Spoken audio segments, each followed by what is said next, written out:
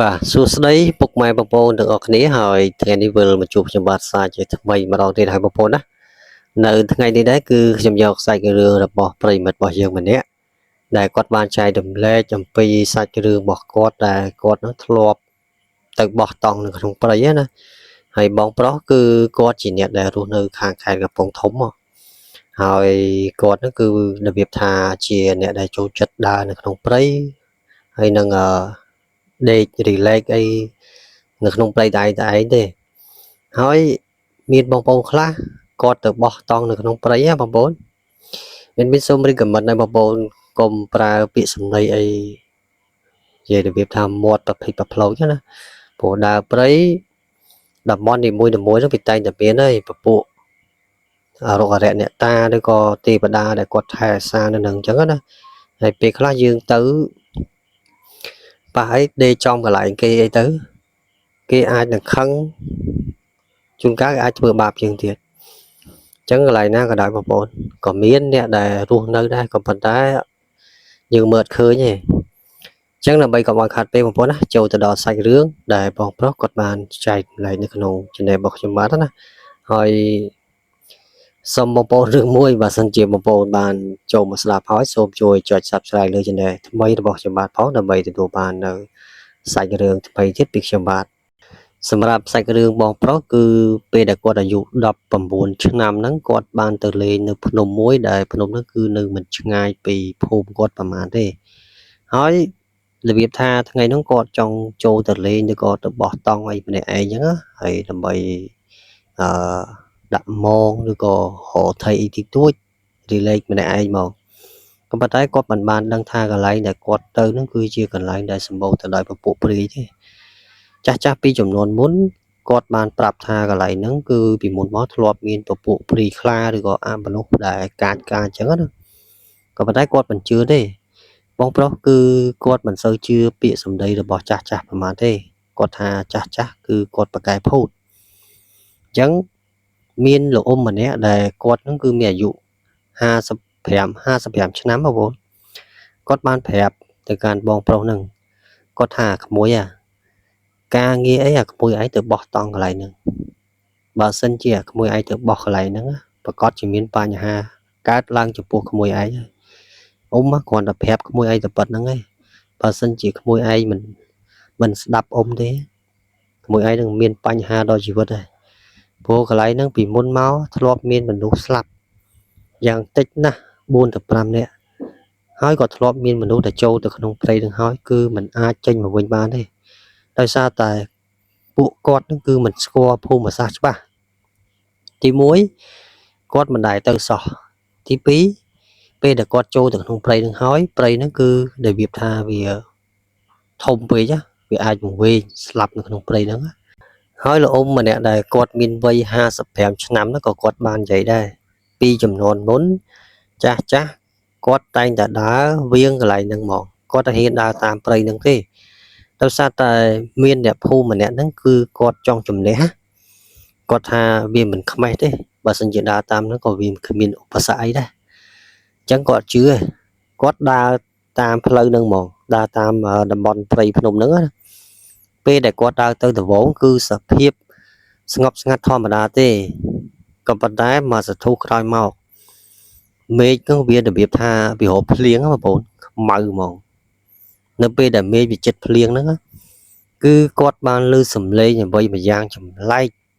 ដែលសំឡេងនោះគឺចាស់គាត់ថាជាសំឡេងពពួកព្រីខ្លាណាហើយម៉ោងទៅ5បាទម៉ោង4ម៉ោង5ហ្នឹងគឺអង្កត់ឆឹងបងប្អូនធម្មតាតាមតំបន់ព្រៃភ្នំគឺព្រៃឈើហ្នឹងក្រាស់មែនទេបងប្អូនអញ្ចឹងកាលណាដែលព្រៃឈើក្រាស់គឺពន្លឺថ្ងៃហ្នឹងគឺមិនអាចជះចូលទៅក្នុងខាងក្រោមដីបានទេទី1អ្នកដែលចូលទៅគឺដំបូងគឺមានសភាពរបៀបថាសបាយមើលទៅទេសភាពស្អាតខ្លាំងណាមកសធុក្រោយមកគឺពពួកព្រាយឬក៏អមនុស្សហ្នឹងវាសណ្ដំផ្លូវចិត្តរបស់មនុស្សយើងណាឲ្យទៅធ្វើរឿងអ្វីដែលអាក្រក់ឬក៏សម្លាប់ខ្លួនឯងក៏មានដែរដូចជារឿងដែលបងប្រុសម្នាក់ដែលគាត់នៅគិរីរំបងប្អូនប្រកាសជាបានមើលនៅវីដេអូហ្នឹងហើយ គាត់ថាគាត់ដឹងខ្លួនអត់ដឹងខ្លួនទេតាមបកពិតណាបើសិនជាខ្ញុំវិនិច្ឆ័យមើលទៅទី1អាចមកពីគាត់មានហៅថាបញ្ហាសតិអារម្មណ៍ទី2អាចមានគេនាំគាត់ទៅមកដោយសារតែគាត់ហ្នឹងទៅលេងកន្លែងគេគឺគាត់អត់បានហៅថាមានរបៀបរៀបរយណាហើយចេះតែទៅនោមកន្លែងគេផ្ដេសផ្ដាស់ទៅបត់ដៃបត់ជើងបត់ដៃបត់ជើងទូបជើងធំអីហ្នឹងគឺអត់បានទេបងប្អូនព្រោះកន្លែងនីមួយធម្មតាបងប្អូនតាមរមណីយដ្ឋានគេតែងតែមានឯបន្ទប់ទឹកអីនោះតែពេលខ្លះគាត់អត់គិតអញ្ចឹងឯងបងប្អូនខ្លះគាត់អត់អូយនាំដល់បន្ទប់ទឹកងាប់ហើយឈឺងាប់ហើយកុំមកសោះបងប្អូនបើសិនជាបងប្អូនឈឺខ្លាំងអីបងប្អូនទ្រាំសិនទៅជិះម៉ូតូទៅមួយផ្លែទៅបន្ទប់ទឹកចិត្តហ្នឹងទេកុំទៅនោមពីវាពីការបងប្អូនណាគឺវាអាចខូចបរិស្ថានណាមួយភ្ញៀវបរទេសគេមកមើលឬក៏មកទស្សនានៅក្នុងរមណីយដ្ឋានហ្នឹងគេអាចមានការរិះគន់អញ្ចឹងណាអញ្ចឹងគឺជាទម្លាប់មិនល្អទេហើយទី2គឺរឿងសម្រាមហ្នឹងក៏វាសំខាន់ដែរបងប្អូនណាសម្រាប់បងប្អូនខ្លះគឺគាត់ទៅរបៀបថាជាក្រុម4 10 20នាក់អញ្ចឹងផឹកញ៉ាំអីទៅហ្នឹងញ៉ាំអីហើយហ្នឹងគឺអត់យកសម្រាមហ្នឹងយកទៅដាក់ក្នុងធុងទេបើរាយពេញទៅហ្នឹងអាហ្នឹងគឺជាទម្លាប់អាក្រក់បងប្អូនហើយអានេះខ្ញុំមិនហាស្ដីចំពោះបងប្អូនដែរគាត់ល្អគឺនៅតែល្អអញ្ចឹងហើយមួយចំនួនទៀតគឺជាទម្លាប់អាក្រក់របស់គាត់មកឲ្យតែហូបចុកកន្លែងណាគឺបរិយាកន្លែងហ្នឹងបងអញ្ចឹងគឺកែចេញបងប្អូនណាដើម្បីហៅថាទេសភាពនៅក្នុងប្រទេសរបស់យើងនេះឲ្យវាមានហៅថាមើលទៅមានសភនភាពស្អាតណានិយាយដល់ណាបងប្អូនកន្លែងនិយាយចូលបរិស្ថានណាអញ្ចឹងបងប្រុសគឺគាត់បានប្រាប់ទៅកាន់អ៊ំនឹងថាអត់អីទេអ៊ំកន្លែងហ្នឹងគឺខ្ញុំធ្លាប់ស្គាល់អស់ហើយក៏ប៉ុន្តែខ្ញុំរៀងមិនសូវច្បាស់ដែរអ៊ំហើយអ៊ំគាត់ថាបើឲ្យមិនច្បាស់ឲ្យទៅអីអត់ទេខ្ញុំចង់ទៅដេកកន្លែងហ្នឹងហ្មងដោយសារតែទី1ខ្ញុំត្រូវទៅដាក់អន្ទាក់សัตว์ដាក់អីផងព្រោះបងប្រុសគឺគាត់ជាអ្នកដែលបរបាញ់សัตว์នៅពេលយប់ដែរណាតាមតំបន់ព្រៃភ្នំឬក៏ភូមិរបស់គាត់ហ្នឹងឲ្យយប់ឡើងដើរឆ្លងកើតឆ្លងអីបាញ់ពស់បាញ់អីចឹងទៅអញ្ចឹងគាត់ធានទៅម្នាក់ឯងបងសរសើរមែនទេហើយសម្រាប់បងប្អូនខ្លះគឺគាត់ចិត្តរបស់គាត់គឺក្លាហានមែនក៏ប៉ុន្តែគាត់មិនបានដឹងថាឧបសគ្គនៅមុខហ្នឹងគឺគាត់ហ្នឹងបានជួបអីខ្លះអញ្ចឹងគាត់ទៅបោះតង់កន្លែងហ្នឹងរយៈពេលមួយយប់ពេលដែលគាត់ទៅគាត់មានប្រដាប់ប្រដាសម្ភារៈរបស់គាត់ការពីខ្លួនមួយសេពរបស់គាត់មកពេលដែលទៅដល់កន្លែងហ្នឹងបងប្អូនចូលគ្រាន់តែចូលទៅដល់ក្នុងព្រៃហ្នឹងពឹបសភាពនៅក្នុងព្រៃហ្នឹងបងប្អូនគឺត្រជាក់ស្រាប់ហ្មងត្រជាក់ដូចតកអញ្ចឹងដូចជាបងប្អូនមុជទឹកជ្រោះអញ្ចឹងណាហើយទឹកជ្រោះវាមិនមែនទេអត់សូវត្រជាក់ដូចទឹកទន្លេណាបងប្អូនអើយចុះពឹបដូចតកអញ្ចឹងមុជទឹកក្រោមខ្លាំងហើយតែត្រជាក់ខ្លាំងអូអត់បានទេហើយឈឺក៏ឈឺខ្លាំងដែរអញ្ចឹងគាត់បោះតង់រយៈពេលមួយយប់ហ្នឹងយប់ឡើងគាត់ទៅដាក់អន្ទាក់សัตว์ដើម្បីយកសัตว์ហ្នឹងយកមកបរិភោគណាហើយប៉ះចំកន្លែងគេស័ក្តិសិទ្ធិនៅនឹងផងបងប្អូនគាត់ទៅដាក់អន្ទាក់សัตว์រៀងអន្ទាក់អីជុំវិញតង់គាត់ហ្នឹងមិនឆ្ងាយហ្មងទេមកល្មមហើយក៏គិតក្នុងចិត្តដែរអូយប់ហ្នឹងអញនឹងបានសัตว์ជ្រូកភ័យជាងណាដើម្បីយកធ្វើអាហារណាតែពេលយប់ឡើងម៉ោងប្រហែលជា8 ទៅ 9 យប់ណាពេលហ្នឹងគាត់រៀងតាក់ទុកហោះហើយគាត់ឮសំឡេងជ្រូកភ័យហ្នឹងពិសេសគាត់ថាអូដល់ជាប់មួយទៅមើលបងប្អូនតាក់របស់គាត់ខ្ទេចអស់លីងហើយសណាមជើងមិនដឹងថាសណាមជើងអ្វីទេបងប្អូនរៀងសัตว์ភ័យបន្តិចរៀងមនុស្សបន្តិចវាអត់ដឹងថាអ្វីឲ្យច្បាស់លាស់ណាគាត់គិតថាអូសណាមជើងនេះមិនសណាមជើងសัตว์ទេប្រហែលជាសណាមជើងអីមួយយ៉ាងប្លែកហ្មងគាត់មិនដែលឃើញទេគាត់ធ្លាប់ដាក់អន្ទាក់សัตว์ច្រើនមែនទែនគាត់មិនដែលឃើញសណាមជើងអញ្ចឹងទេបើតាមខ្ញុំគិតទៅគឺប្រហែលជាសណាមជើងហ្នឹងគឺជាសណាមជើងពពួកព្រាយដែលនិមិត្តខ្លួនជាមនុស្សអញ្ចឹងណាជាធម្មតាបងប្អូនគាត់ថា ពេលដែលគាត់ឃើញសំណាមជើងទៅគឺរបៀបថាគាត់រៀងព្រឺក្បាលដែរណាហើយកន្លែងដែលគាត់ដាក់អន្ទាក់ហ្នឹងគឺសិតតែដើមឈើធំមែនទេអូអោបគ្នា10នាក់អត់ចិត្តទេបងប្អូនអើយដើមឈើតាមតំបន់ព្រៃភ្នំបងប្អូននឹងស្រាប់ហើយអាយុកាលរបស់វាគឺរាប់ពាន់ឆ្នាំគឺអាយុវែងជាងមនុស្សទៀតហើយគាត់ហ្នឹងក៏ឃើញលាអាងទូចមួយដែលមើលទៅគឺគួរឲ្យខ្លាចមែនទេតែគាត់ហ៊ានចូលហើយហើយអ៊ំប្រុសក៏គាត់ប្រាប់ដែរគាត់ថាបើសិនជាឃើញអីចម្លែកកុំចូលដល់សោះណាបើចាត់មានបញ្ហាពួកអ៊ំហ្នឹងគាត់ធ្លាប់ចូលទៅក្នុងព្រៃហ្នឹងដែរតែគាត់របៀបថាគាត់ជាមនុស្សដែលកាន់សិលមានធម៌អាអីក្នុងខ្លួនអញ្ចឹងណាហើយចូលទៅហ្នឹងពពួកខ្មោចអាមនុស្សហ្នឹងវាអត់ហ៊ានឲ្យធ្វើបាបអ៊ំម្នាក់ហ្នឹងទេហើយគាត់ក៏ធ្លាប់ឃើញលាអាងទូចនឹងមួយដែរហើយលាអាងហ្នឹងគឺមានមនុស្សដែលចូលទៅហ្នឹងគឺអត់មានជីវិតត្រឡប់មកវិញទេដោយសារតែលាអាងហ្នឹងគឺពីមុនមកគេអ្នកភូមិគេថានៅក្នុងលាអាងហ្នឹងគឺមានកំណប់ហើយចេះតែដើម្បីតគ្នាសង្ស័យក្នុងចិត្តណាហើយអ្នកភូមិខ្លះគេតែងតែចង់ដឹងចង់លឺណាគេបបួលគ្នាទៅចូលក្នុងលាអាងហ្នឹងចូលផ្លុកបងប្អូនចេញវិញអត់រួចទេចូលពឹបទ្វារលាអាងហ្នឹងគឺបិទចិត្តមកហើយបិទចិត្តបងប្អូនសួរថាមានរឿងអីកើតឡើងខ្លះគឺសត្វអាសេតពឹសហៅថាជាពពួកពុះវែកអានាមហ្នឹងចឹកងាប់នៅក្នុងលាអាងហ្នឹងមិនដឹងថាប្រមាណអ្នកទេអញ្ចឹងមនុស្សដែលចិត្តលោភលន់ចង់បានទ្រព្យសម្បត្តិរបស់គេបងប្អូនណាគឺលទ្ធផលគឺស្លាប់ក្នុងព្រៃហ្នឹងបងអញ្ចឹងបកមករឿងនេះវិញទៅពេលដែលបងប្រុសគាត់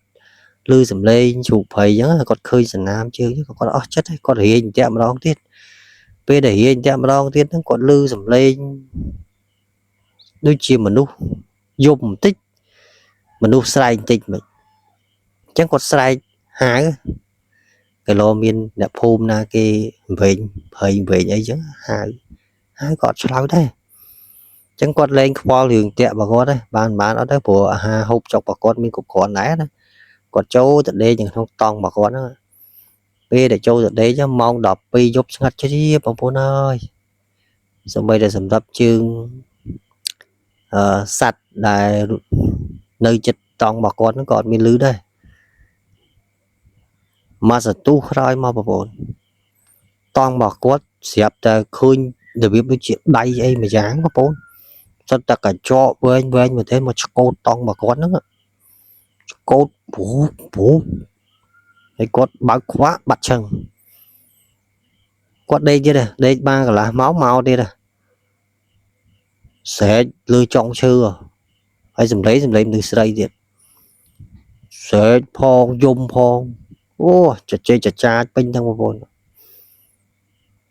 ហើយពេលនោះបងប្អូនតង់របស់គាត់ត្រូវបានប្រហោងធ្លុងដោយសារតែកញ្ចក់ព្រាយបងប្អូនប្រហោងមកប្រឡោះធ្លុងអញ្ចឹងទៅគាត់ដេកសោកបងប្អូនបើកភ្នែកពឹបគាត់ឃើញភ្នែកធំប្រព័ន្ធពងមាន់បងប្អូនអើយមើលតាមអាប្រឡោះធ្លុះហ្នឹងមើលមកគាត់ណាបងប្អូនអើយគាត់រត់សឹងថាមិនតាន់ណារបៀបថាកន្លែងហ្នឹងវាមិនឆ្ងាយពីភូមិប្រហែលទេប្រហែលជា1គីឡូកន្លះពី1គីឡូដីជាងអញ្ចឹងណានៅជាយបងប្អូនចឹងគាត់ឃើញភ្នែកនឹងធំមែនតើឡើងក៏ហូបចាលមកមើលមកកាន់គាត់ហើយគាត់ឃើញអញ្ចឹងបងប្អូនបេះដូងរបស់គាត់គឺរបៀបលោតខុសចង្វាក់មកគាត់មិនដែលឃើញអញ្ចឹងគាត់ស្រែកមកគាត់រត់ចោលអ្វីគាត់ហ្នឹងដោយសារតែគាត់ចូលទៅរាក់ផងបើមិនចូលទៅជ្រៅដល់អាងនឹងទៀតប្រហែលជាបងប្រុសហ្នឹងគឺគាត់លែងមានជីវិតត្រឡប់មកវិញហើយដោយសារតែគាត់ទៅប្រទេសប្រដាស់កន្លែងគេអញ្ចឹងណា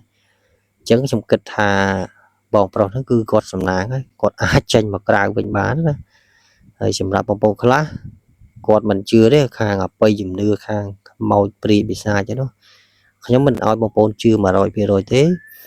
ក៏ប៉ុន្តែបងប្អូនអាចសិក្សាពិចារណាមើលទៅថានៅក្នុងលោកយើងនេះវាអាចមានពពួកនឹងអត់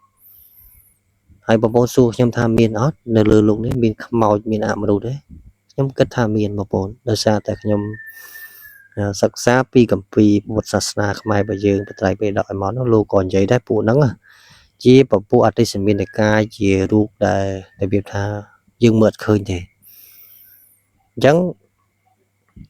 ពេលខ្លះពួកហ្នឹងវាអាចធ្វើបាបយើងចូលសន្ធិដ្ឋយើងឲ្យយើងនឹងឃើញរូបជារៀងក្លិនអញ្ចឹងទៅអញ្ចឹងពេលខ្លះបងប្អូនខ្លះគាត់ដេកម្នាក់ឯងអញ្ចឹងគាត់របៀបថាធំក្លិនស្អុយអញ្ចឹងទៅហ្នឹងហើយពួកហ្នឹងមកលេងណារបៀបថាមកលេងយើងមកលងបន្លាចយើងហ្មងឲ្យយើងខ្លាចអញ្ចឹងទៅអញ្ចឹង សាច់រឿងនៅក្នុងយប់នេះគឺមានតែប៉ុណ្្នឹងទេហើយចាំថ្ងៃស្អែកគឺខ្ញុំនឹងយកសាច់រឿងព្រៃរបស់ប្រិមិត្តថ្មីទៀតដើម្បីយកមកបំពេអារម្មណ៍ពុកម៉ែបងប្អូនដែលចូលចិត្តស្ដាប់នៅសាច់រឿងដែលរបៀបថាជារឿងរហូតអញ្ចឹងណាអញ្ចឹងខុសត្រូវយ៉ាងណាក៏សូមអធិស្ឋានបងប្អូនណាបន្ទាប់ពីបងប្អូនបានស្ដាប់នៅសាច់រឿងរបស់បងប្រុសដែលគាត់បានជួបរឿងហេតុដ៏ចម្លែកមួយនៅក្នុងព្រៃហ្នឹង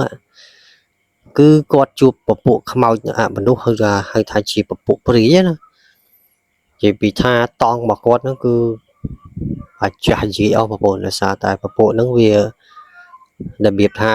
ចង់ធ្វើបាបគាត់ហ្មងណាអញ្ចឹងកាលណាដែលគាត់ព្យាយាមចង់ដឹងចង់ឃើញចង់លឺហ្នឹងគឺគាត់ប្រកាសជាជួបពួកហ្នឹងហើយអញ្ចឹងសម្រាប់បងប្អូនខ្លះគាត់ធ្លាប់ដើរលេងបោះតង់អញ្ចឹងគាត់ធ្លាប់ជួបប្រទះរឿងហ្នឹងហើយមែនទេខ្ញុំមិនថាឲ្យបងប្អូនមិនថាឲ្យទៅបោះតង់កន្លែងឆ្ងាយទេក៏ប៉ុន្តែកន្លែងខ្លះបងប្អូនមិនគួរទៅទេវាឆ្ងាយដាច់ស្រយាលពីភូមិពេកក៏មិនទៅអសោះហើយសម្រាប់បងប្អូនខ្លះគាត់ស្គាល់ភូមិសាស្ត្រច្បាស់ហ្នឹងគឺអត់អីទេក៏ប៉ុន្តែស្គាល់ច្បាស់មែនតែយើងអត់ដឹងថាកន្លែងហ្នឹង